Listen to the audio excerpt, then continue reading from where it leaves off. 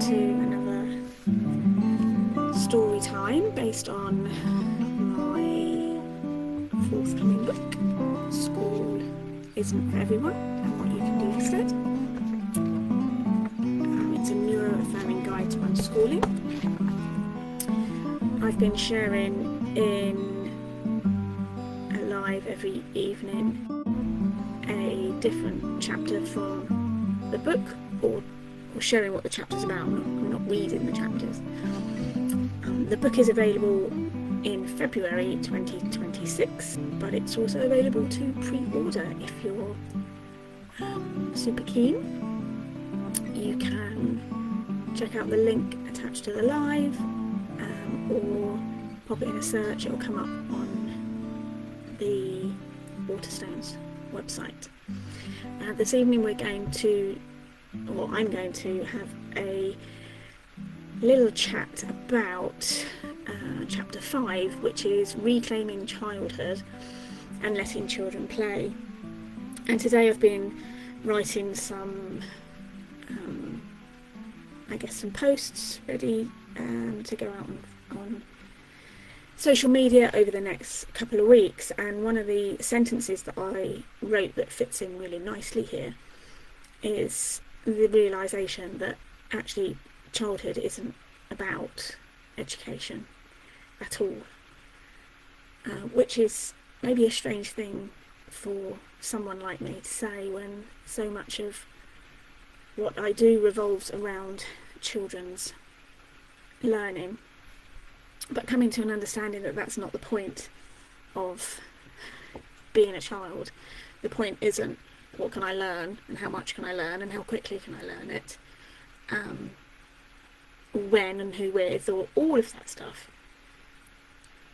I've made myself tea, by the way, which is what I'm fiddling with to my right here.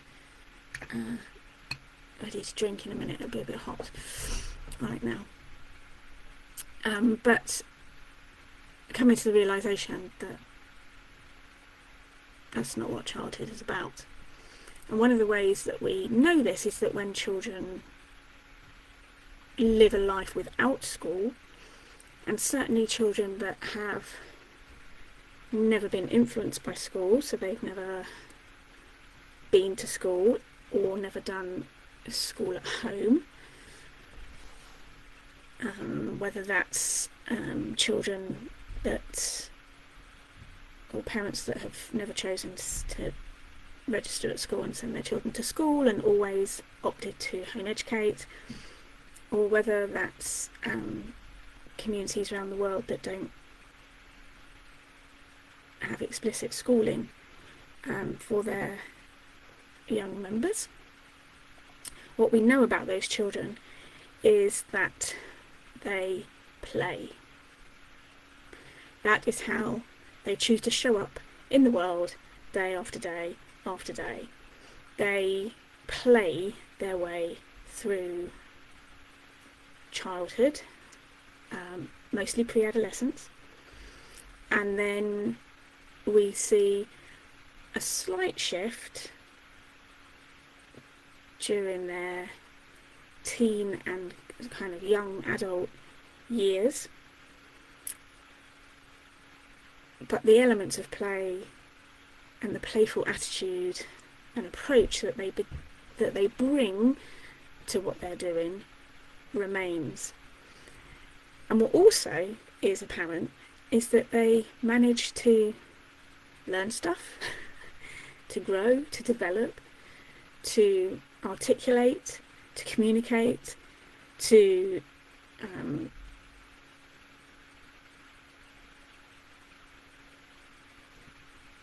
contribute and participate in the lives of their family, in the lives of their community, in the wider world, all without schooling. So that's what chapter 5 is about. I might talk a bit more about that in a minute. The other thing that I was going to share, because I did say that I would talk a little bit about the publishing process, was about how after I got a publishing contract with JKP, which is Jessica Kingsley Publishers.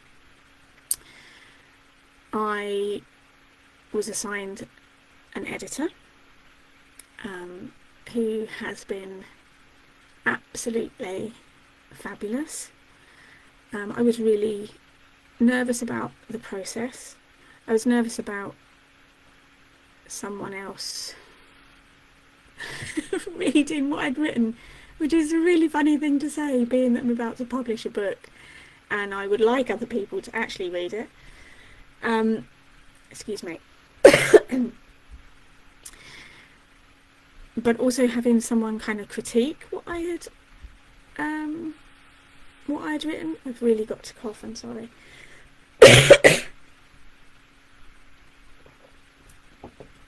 So I was really nervous about that aspect.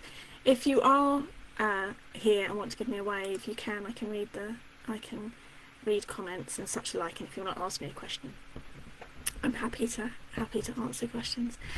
But one of the things that I asked was, once we'd signed a contract, the date for the submission for the full manuscript, the full book, was a year later.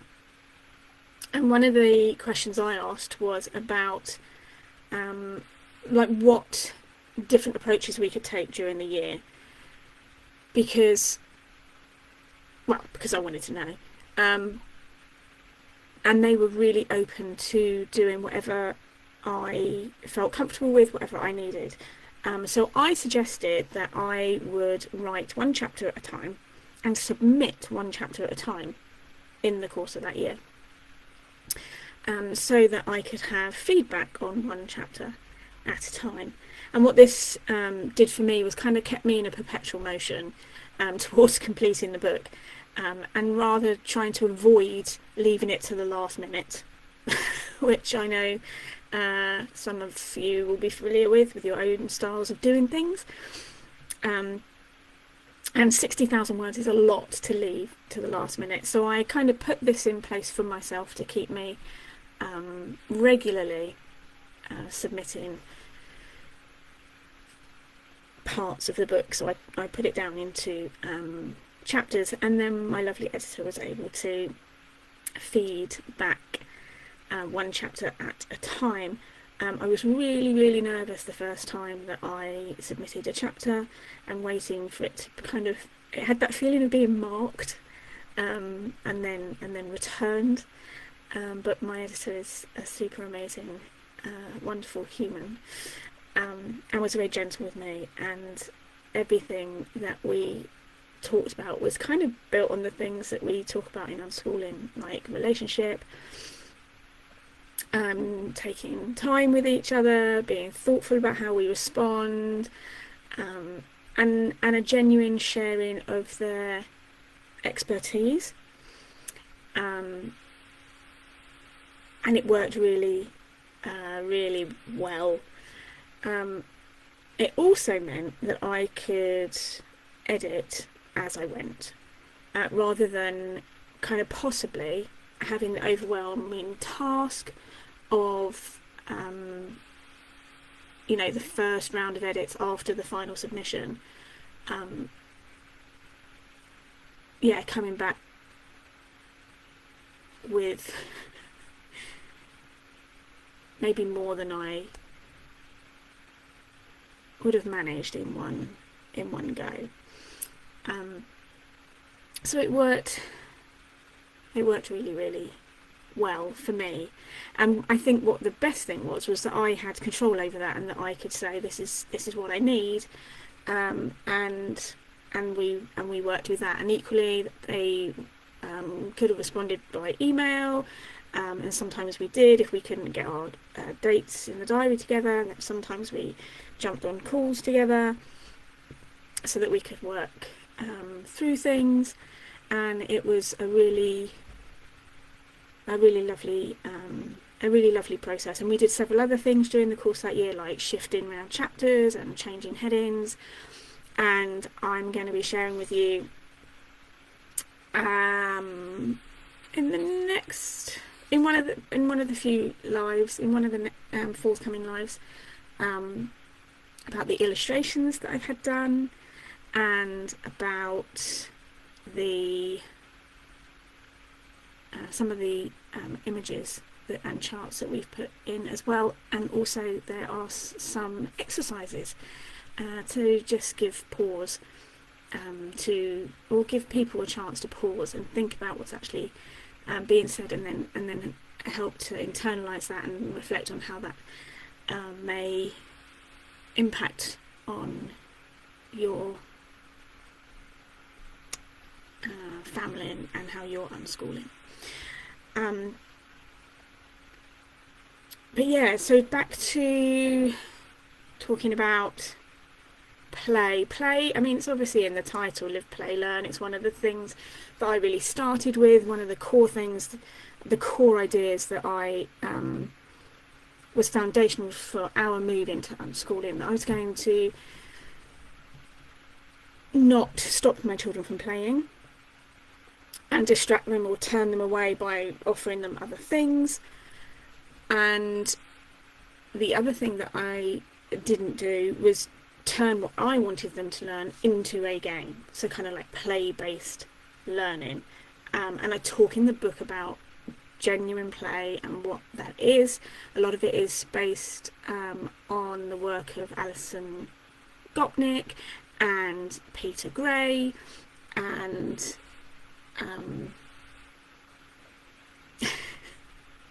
self-determination theory, as well as bringing in a few others to really provide a secure knowledge base around the evidence for not only witnessing it happening, but how it works. So play has always been a really core part of my messaging, I guess, and our lifestyle. This chapter particularly challenges the value and importance of play for our children's, not only our children's development, but their health and mental well-being as well. It definitely looks at defining or redefining play and what it actually means to children and for children, and just giving people permission to provide reasons for play to exist in abundance beyond the early years, and equipping parents like yourself with tools and ideas so that they can be confident in the learning that is taking place, even if it looks nothing like school, even if they're building with Lego all the time, or playing Barbies all the time, or I can't think what my children used to do. I mean, whatever it is. I mean, my children we used to go to the local country park, which has got like a lake in it, like a water area in it, and that you can it's got like a artificial beach and you can get in the water there. My children just used to get in fully clothed, just really random stuff that would never happen in a school setting, because they wouldn't have the capacity for it or the means for it, or there'd be some health and safety code that meant that wasn't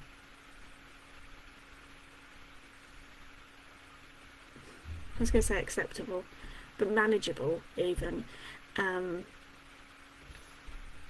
a large scale with 30 children. And of course gaming, and gaming being a form of play, which we see really clearly in the teen years, and it certainly develops from when children are younger, and younger children do game and play on well, maybe not online, or maybe online, I don't know, but certainly access to computer games or console games in one form or another.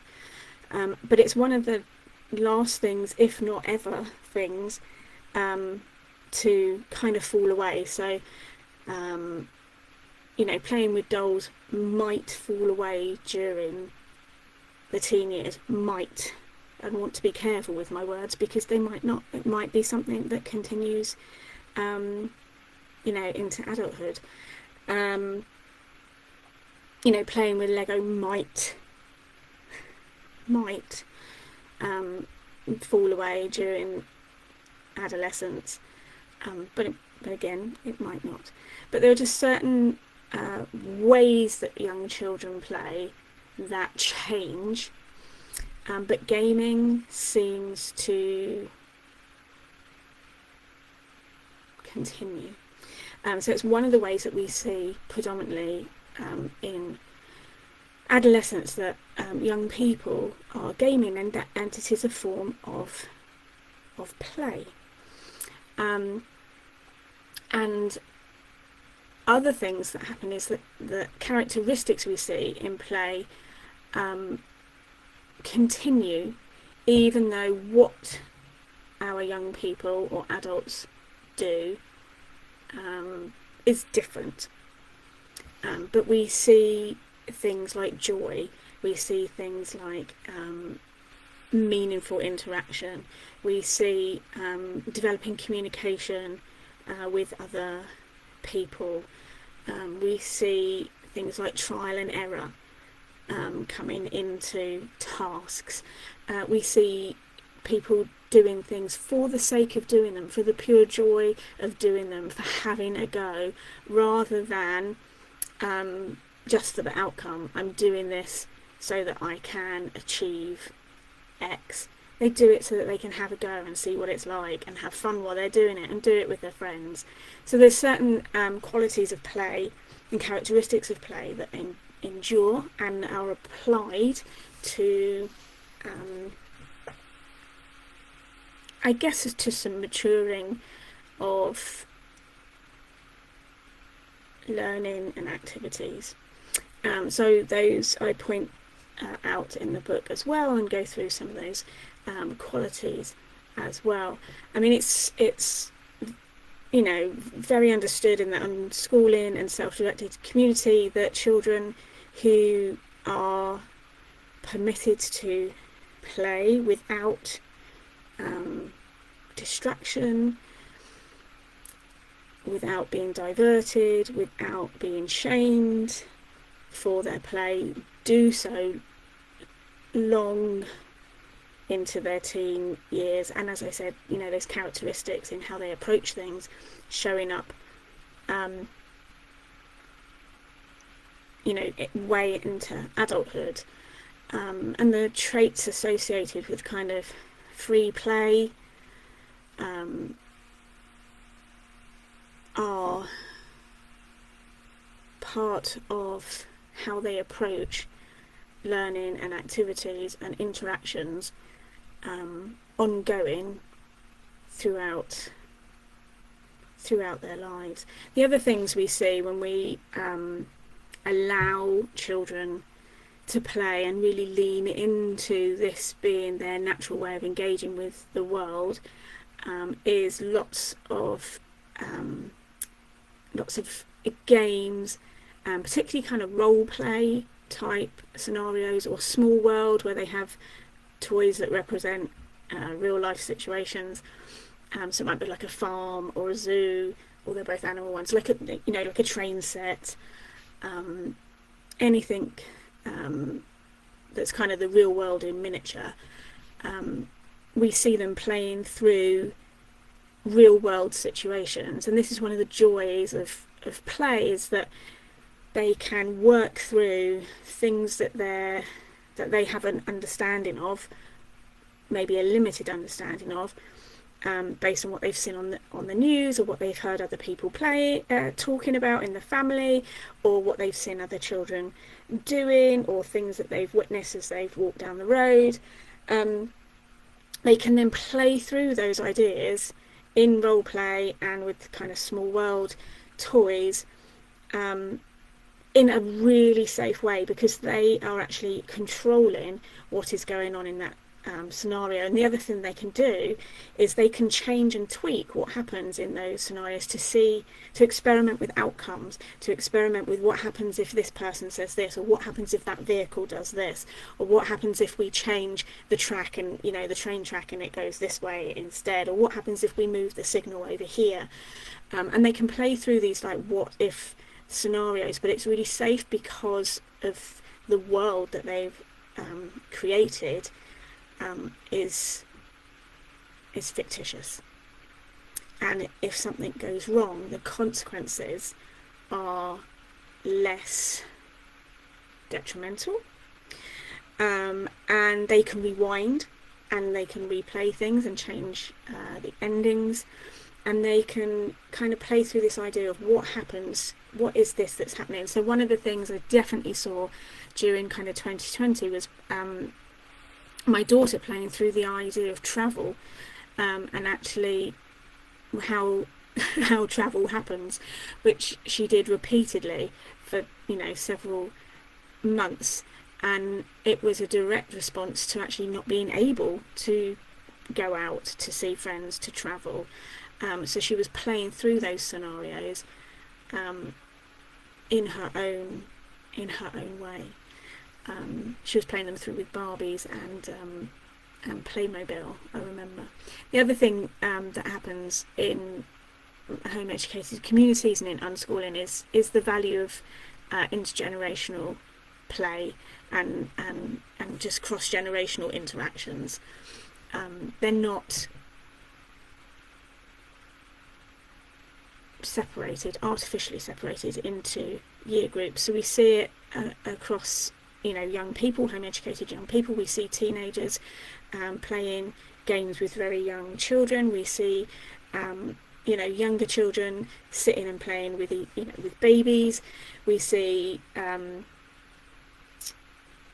younger children sitting on the edge of like teenage conversation, or watching more complex games like a Dungeons and Dragons game, and younger ones kind of loitering around the edges of that and witnessing what's happening.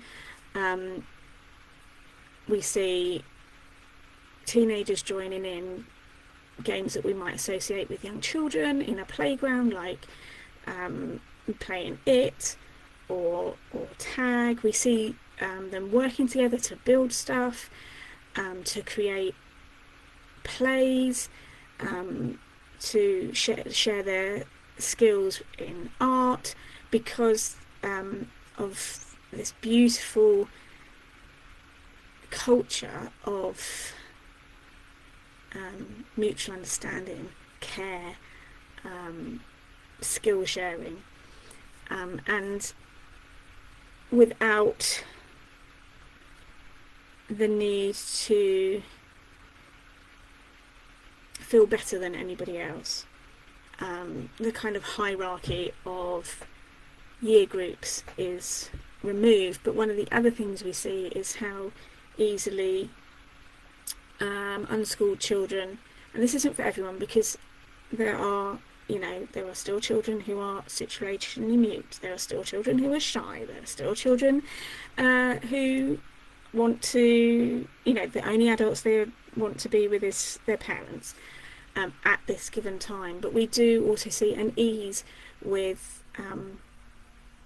talking to your neighbour, being able to say hi to the cashier at the local supermarket, knowing the librarian really well, and that intergenerational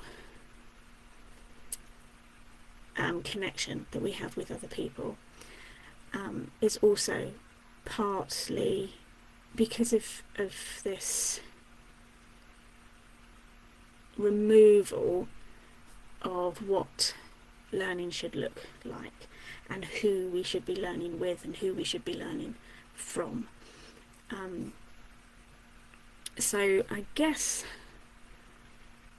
I would say that we all need a more playful approach to life and learning, and it's completely okay if your child plays all day, and whatever it is, whatever form that play takes. because this is another question I get asked, what if all they want to do is line up their toys, and you've been told that's not play. It is play. If that's what your child is doing, that is how they're making sense of the world, by lining things up, by putting things in colour groups, by making the same train track over and over and over and over again. That is how they are making sense of the world in a way that makes sense to them. What if they flip from one thing to another and one thing to another, and they never finish anything, and there's a million toys out everywhere, and they never come back and tidy them up, or they never come back and finish what they were doing. If that is their way of engaging with the world. So yesterday we so in chapter 6 we talk about trusting our children, and this is where that trust starts to come in. Like, your child knows what they need and how they need to do it. So providing them with the things that they are doing, if they want to hop from one thing to another, providing the ability to be able to do that. If they like to be fixated on one thing for a really long time, whether that's an hour, or whether it's days, or whether it's weeks, or whether it's months, providing them with that and trusting that they know what they're doing, and not trying to divert them away. And we'll talk a little bit later about the difference between diverting them and trying to steer them somewhere else, and providing opportunities for them to do so, because it's nuanced. We don't want them to only do that one thing in terms of that being the only thing that's ever available to them, but at the same time we don't want to be diverting them or putting pressure on them because we think they need to be doing something else. So play is a complete learning mechanism for your child to learn, develop and grow. It doesn't need subsidising in any way. So if you can spend time playing with your child and observing them and the beautiful things that are actually happening before your very eyes, and providing them with more space to do that more of the time, then nothing, everything's okay, it's all good. Tomorrow I'm going to be specifically talking about learning to read. It's something that I get asked a lot, so I've dedicated a whole chapter to it in the book, and set out a kind of formula, I guess, so that people can be confident that your child will learn to read, even if you're unschooling and not directly teaching them. So I look forward to sharing that with you tomorrow. Have a good evening.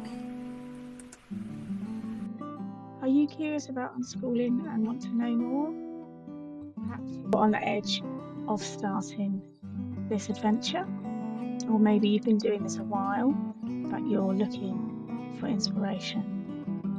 After more than 13 years of unschooling 4 children and over 5 years supporting others on the same path, I have a vast library of resources that I'm happy to share with you for free, whatever stage of your journey you're in. You can check out the link in the description of the podcast, or you can head over to my website at liveplaylearn.org and look for the free resources tab, and there you will find lots of things to inspire you to keep living, learning and playing together. I said that the wrong way round, didn't I? Anyway, it's also a great way to make sure that you don't miss an episode of the podcast, which we will get back to now.